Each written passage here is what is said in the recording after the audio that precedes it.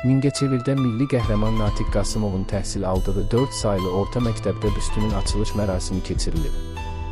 Açılış mərasimində Elm və Təhsil naziri Emin Əmrullayev, milli qəhrəmanın ailəsi, yaxınları, ictimaiyyət nümayəndələri iştirak edib.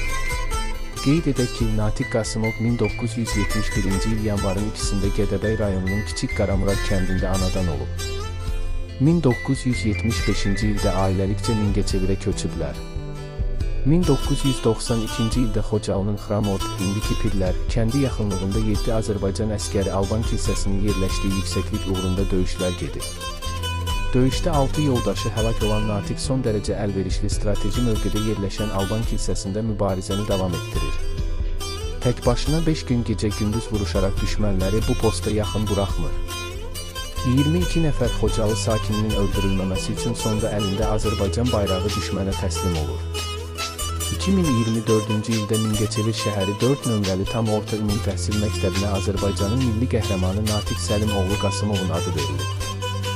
Azərbaycan Prezidentinin 25 iyun 2024-cü il tarixli 175 sayılı sərəncamı ilə Natiq Səlim oğlu Qasımov ölümündən sonra Azərbaycanın milli qəhrəmanı adına layiq görülüb.